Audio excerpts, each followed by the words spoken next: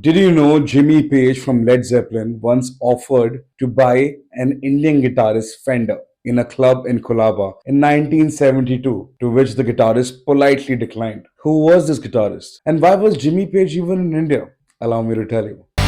When people talk about rock music coming to India, you hear names such as Indian Ocean, Parikrama, Agni. Don't get me wrong, all legendary bands. But there was another band, a band that existed before indie was even a word. When rock wasn't content, it was rebellion. This is the story of Human Bondage.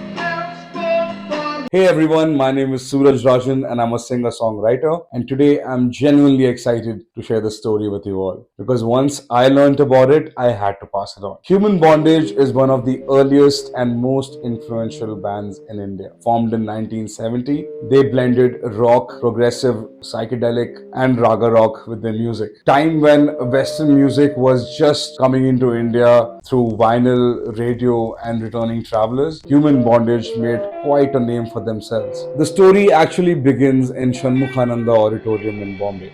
This is in 1969. A young musician named Fred Mandrix had just performed with his band Foregone Conclusions. The same night, two brothers from Madras, Ramesh and Suresh Shotham, were also performing at the same auditorium with their band called the Spartans. A few days later, Fred opens the door to his house to find the Shotham brothers standing in his living room with their father. Turns out, Suresh was looking to buy a Fender Mustang and Fred was recommended by somebody and he bought it, and Suresh absolutely fell in love with the Fender Mustang. The brothers realized that Bombay has more opportunities for the kind of music they want to play.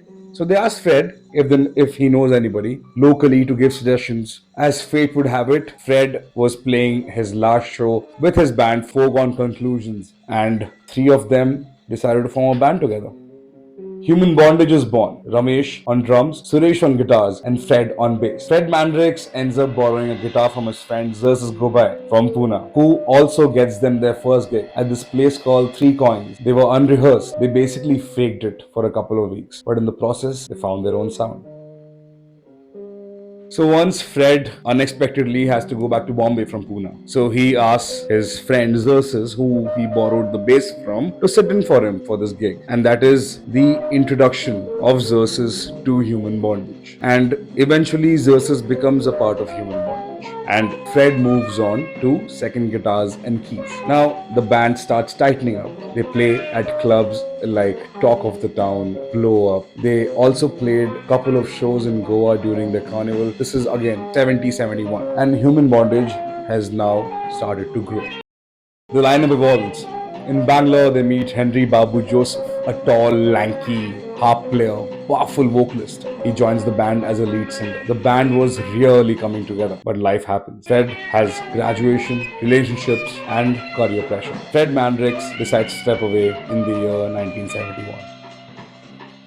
Here's where things get wild. Robert Plant and Jimmy Page from Led Zeppelin are in India. They're wandering the streets of the port city trying to find something to drink. The owner of Slip Disc in Colaba identifies them and invites them in. What follows is an impromptu jam. Plant on vocals, Page on guitars, and on bass, we've got Xerxes Go By. Would you have it any other way? It's described in an article as an impromptu jam for a bottle of scotch. That night, Jimmy Page offered to buy Suresh Shotham's Fender Mustang, to which Suresh very politely denied. He just refused to part ways with it.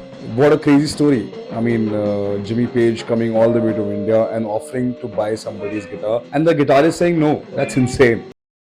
The legacy continues. Human Bondage is now playing Delhi, Bangalore, Bombay, Goa, places like Cellar in CP, Wheels, Oberoi Hotel, the legendary Chinlung Bar in Bangalore. In 1973, Human Bondage meets Radha Thomas. Radha Thomas becomes a long-term vocalist with the band. She later marries Suresh Shotham, and they jam, they perform, they become quite a name in the subcontinent's underground rock circuit.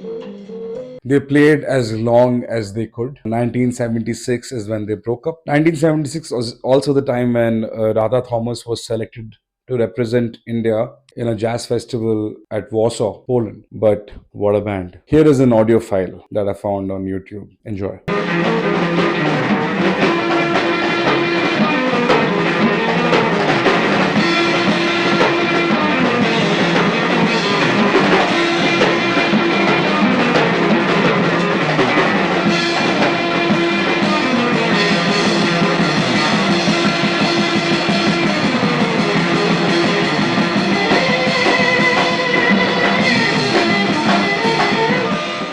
Where are they now? Henry Babu Joseph is still playing gigs, is still leading the band. Recently did a gig in Bombay, Goa as a tribute to Human Bondage with his friend Rajiv. Suresh unfortunately does not play the guitars anymore. He's a doctor and he's also a de-addiction therapist. Ramesh has recorded over 250 albums for different artists. He's a well-known percussionist, a drummer around India. Check him out. Radha Thomas is now an author.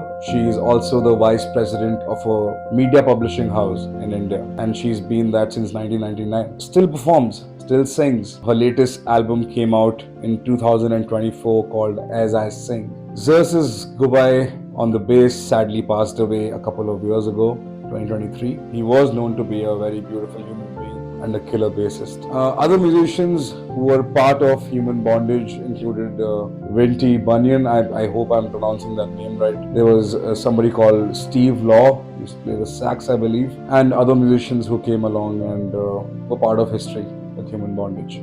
They had this roadie called Gasper. He used to help them with their tech writer, with what they wanted on the road, and he was also apparently a really helpful guy and an integral part of the band. But this is what I've been able to gather so far. The information that I have may not be 100% accurate, but from what I've researched from past few days, weeks, this is what I've been able to gather. If you know more about them, please feel free to write in the comments and let me know. I would love to know more about this band, for obvious reasons. I really like the band. There are so many bands like this who, most of the people don't know about. Human Bondage is one of them. I asked my friends if they know about a band like this, and most of them have said no. A couple of them knew about them. I actually found them on Facebook as a suggestion page on my timeline, and I'm so grateful that happened and I could do this. There are more people, more musicians, more bands like this, super underground, people don't know about,